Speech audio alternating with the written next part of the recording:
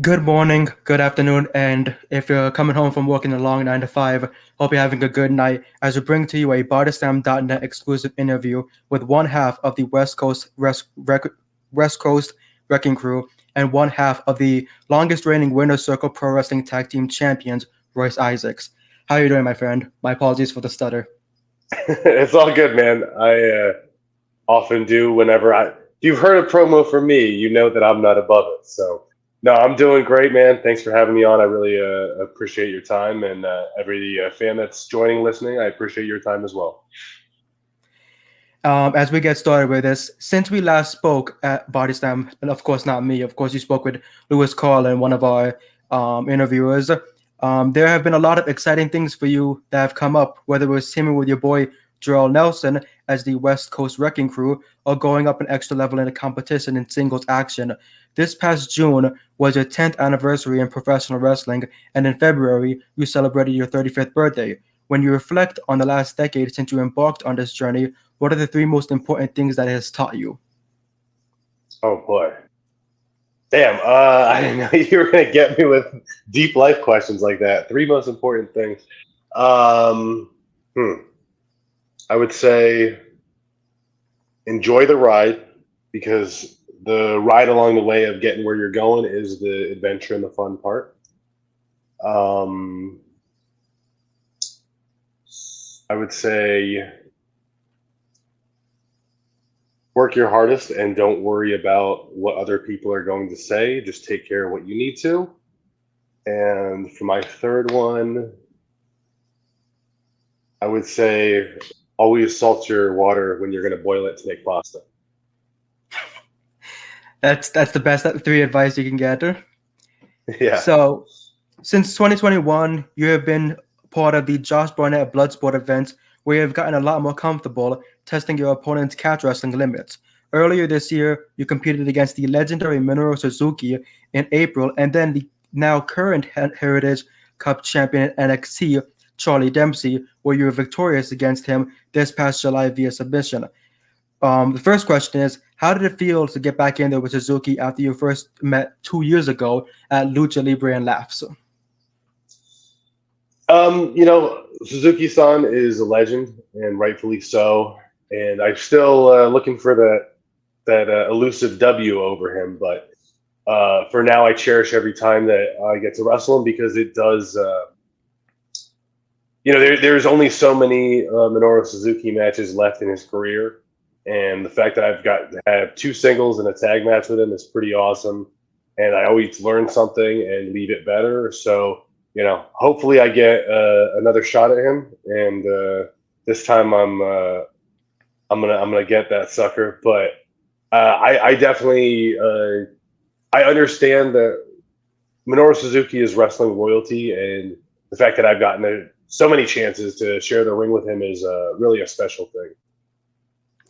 An absolute legend, forever will be, of course, known as one of the greatest Japanese and one of the greatest in the world because of the impact he's had from just professional wrestling and also pancrase as well. He's done it all.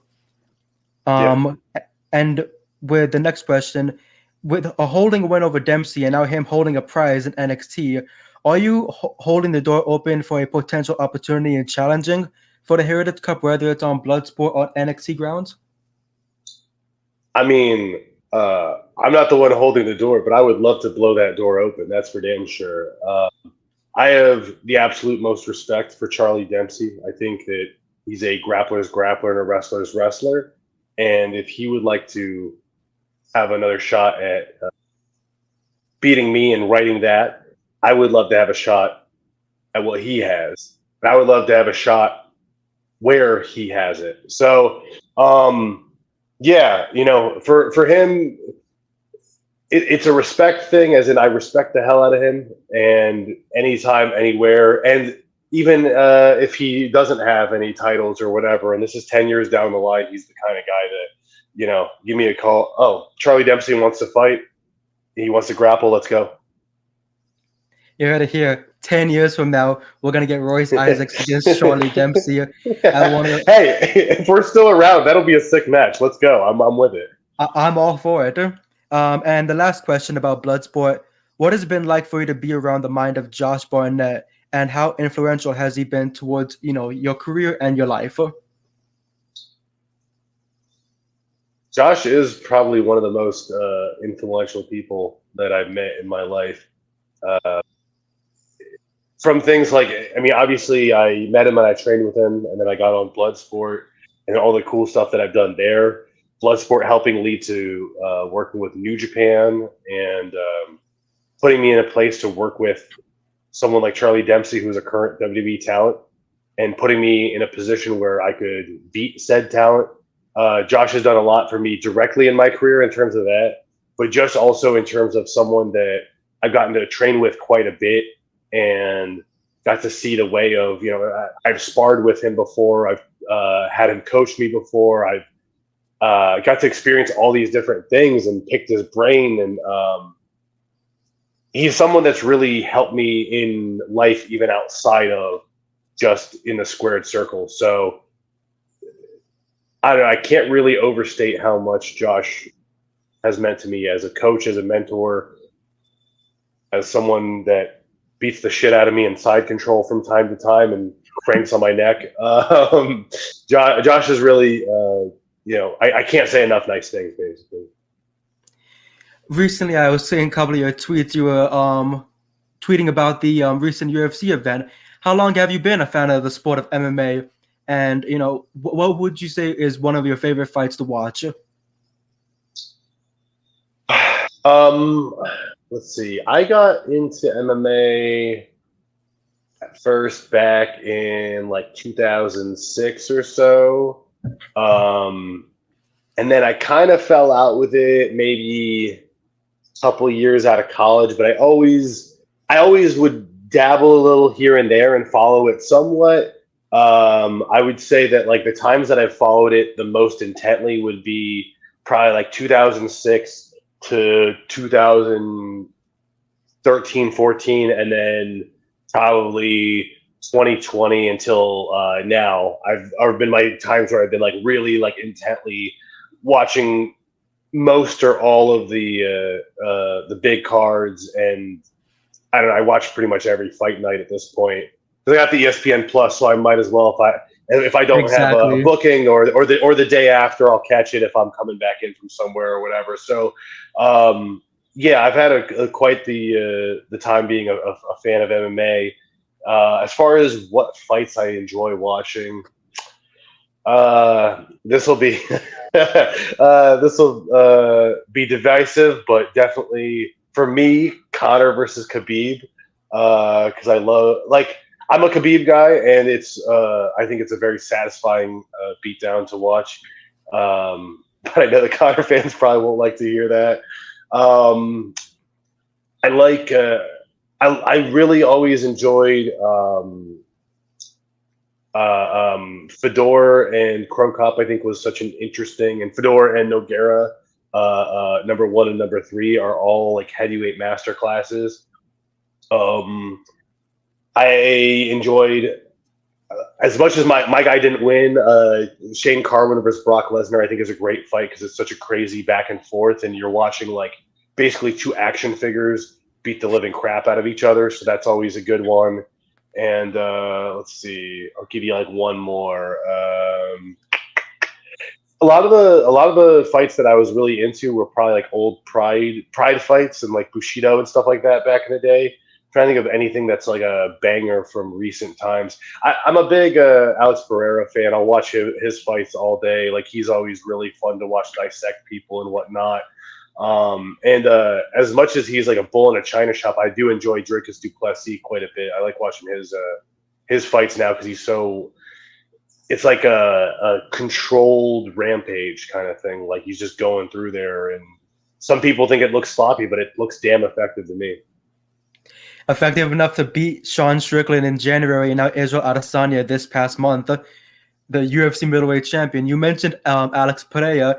He has been on a tear in the last year, winning the light heavyweight championship, defending it at UFC 300, defending it later on, and then now he's going to defend it again, I believe, in October or November.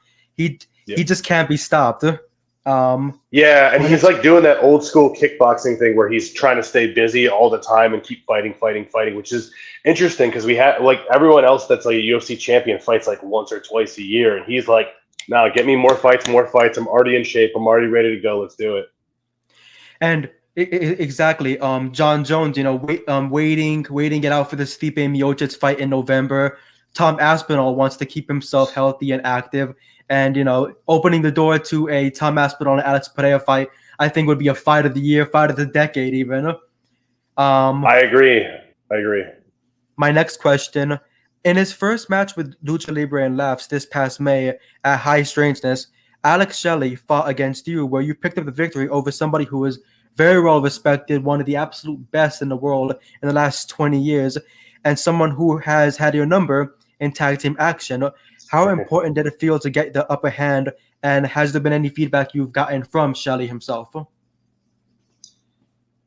Well, Shelley is another one of those guys that he's like a wrestling like encyclopedia. He has so much knowledge, and he's someone that I'm always trying to kind of get ideas from and shoot things by him. And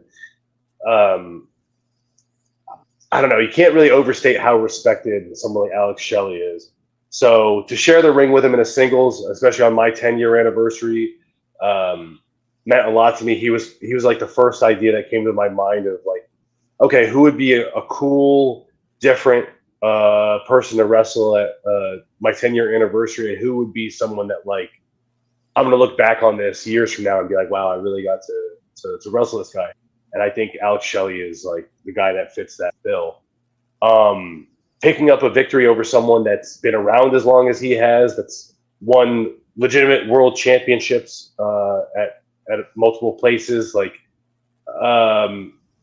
yeah, it did mean a lot to me. And I've had a lot of really cool big momentum things this year, so it's felt good to continue to kind of build on that, and kind of just confirmed what I thought of my 10-year, that this is only just getting started. I just kind of wanted to do something fun and special for the fans, and obviously also for myself, getting to wrestle someone as awesome as Alex Shelley.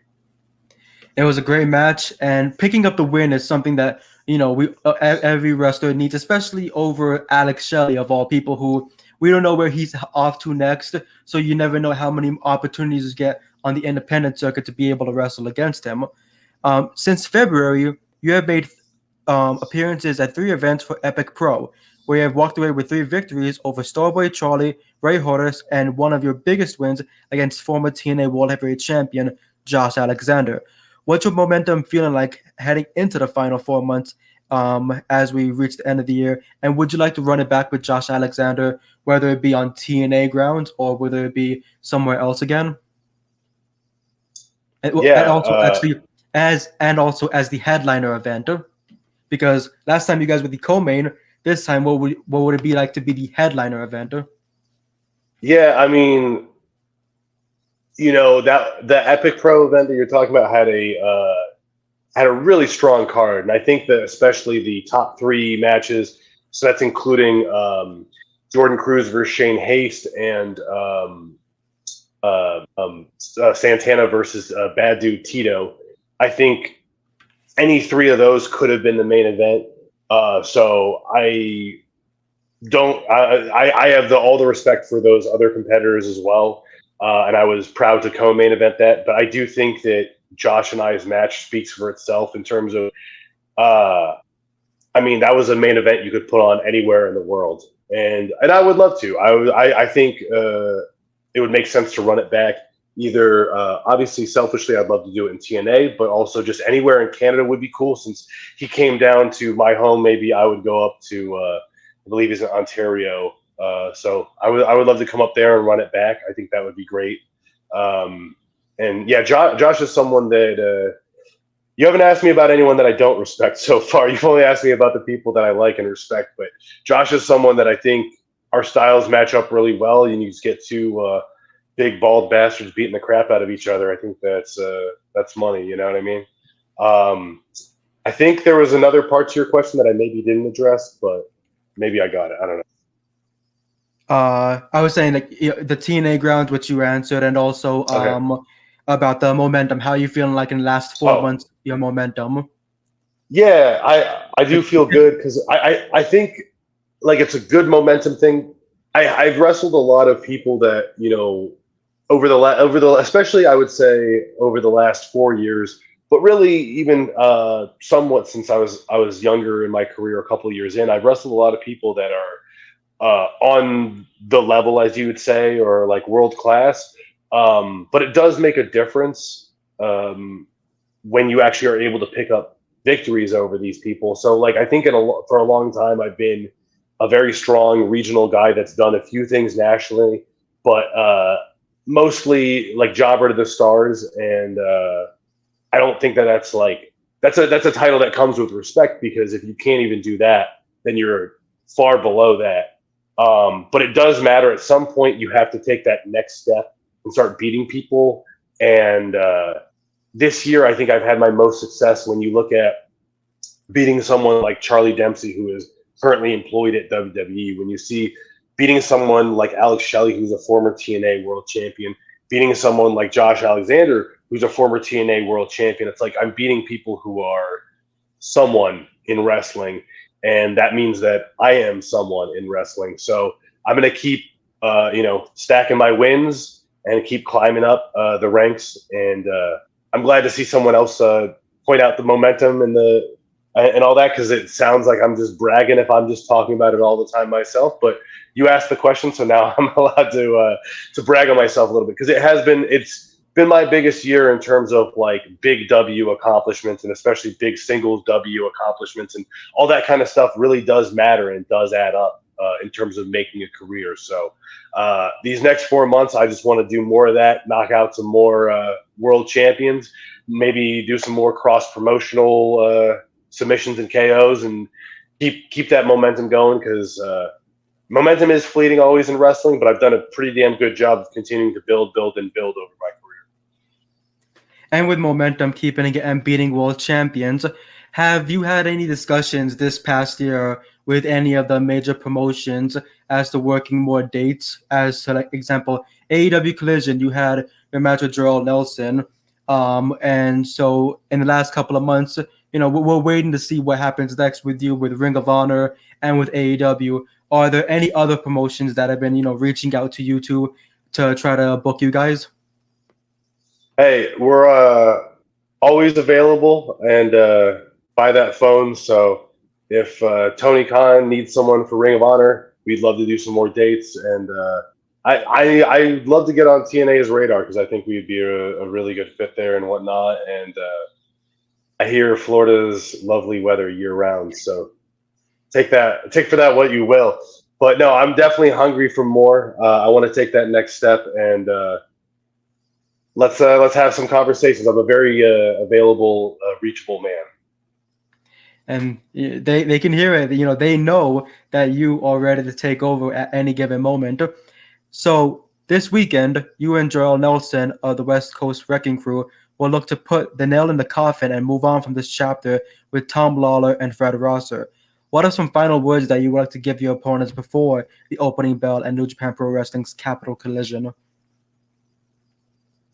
Oh yeah, no, you said it all with the final nail in the coffin. That's what I'm looking to do here with Tommy and Freddie. Tom, you are going to rue the day, the mistake you made when you traded Jarrell and myself for Filthy Fred, and Filthy Tom. That's what we got now. Literally broke up. Team Filthy was the best thing in New Japan Strong. And Filthy Tom fucked it up. So I don't know. I don't know how he ever comes back from that, but I'm here to make sure if he has 1 foot in the grave, I'm going to shove him all the way in, and if he doesn't have 1 foot in the grave, I'm going to put his foot in the grave. So Fred, he got shaved enough times by me and Jarrell that I guess he's just rocking the baldy now, and I can't hate because that's what I do too, but. Maybe I'll shave that goatee off of him since he's trying to do the old Stone Cold goatee. I don't know, man. I'm ready to move on and move up. I think Jarrell and I our our waists are a little bit bare. I think it's about time that we finally had that New Japan Strong Tag Team Championship around our waist. I think it's time that we start looking towards that IWGP Tag Team Championship. So I'm not trying to say that I'm looking past this weekend, but all I see is smooth sailing ahead. And like you said, nail in that coffin. Tom, you hear that? Tick, tick, tick. It's your 15 minutes spiring. Man, that was hard. So you have been pushing heavily to be shown the respect that you and Joel Nelson have earned to be put in the World Tag League. My question is that the president of New Japan Pro Wrestling, Hiroshi Tanahashi, and Tomohiro Ishii will battle the grizzled elite veterans and TMDK's Bad Dude Tito and Robbie Eagles to fight for an opportunity to become the #1 contenders to the New Japan Strong Tag Team titles, which will also be defended that night. Whether they are successful or not, would you and Joel say that enough is enough and to test yourselves against two legends in New Japan to prove that you belong in these bigger tournaments? Yeah, I mean, I think this year is really, it has to be the year. Like, I am past the point of waiting. We should have been on Tag League 2 years ago. It was a travesty we weren't on it last year. And so this year, whoever we have to blow through, whoever we have to beat up, I don't care if it's in the ring or if I have to, kick down Tanahashi's door, we should be in Tag League. And if they want to set up a match with him and Ishii as like an eliminator or something, great. We went to Japan before, 6-man action. You saw what I did. If anyone that's seen the 4th of July show from last year knows that was an MVP performance from Royce ISAACS. Step in there with me. You're stepping in there with a buzzsaw. I will beat both of their asses. And, put us in Tag League, straight up. Wrecking Crew for Tag League. 2024. I'm not waiting no more. No one's waiting anymore. Everyone wants to see this happen. You were snubbed last year, snubbed the year prior to that. It's no more stubs. It's time to be in the postseason. It's time to show that you belong to get that championship. And so before I send you off, I appreciate you taking that time out of your day for this great interview. Everyone can, of course, tune in on Friday, August 30th to see action from the absolute best from around the world, including the West Coast Wrecking Crew, as they look to put Fred Rosser and Tom Lawler away once and for all. Following this show, where can we catch you next? Is there anything in the works? And what are the socials so everyone can follow you and keep up with Royce ISAACS? At Royce ISAACS on Instagram, at Royce ISAACS on Twitter. It's probably the only places see LinkedIn. Nah, we're good. Other than that, I have a fairly busy September. I know for sure I have Relentless in Spokane at the beginning of the month. I feel like I'm forgetting about something else. I definitely I think I have something that I'm forgetting about in between that they'll probably kill me for. But I know for sure I have some West Coast Pro dates at the end of the month as well. I'll be wrestling in Irvine as well as San Diego. I'm challenging for the West Coast Pro Championship. First time I'm getting a crack at that, but I've been in the company since second show.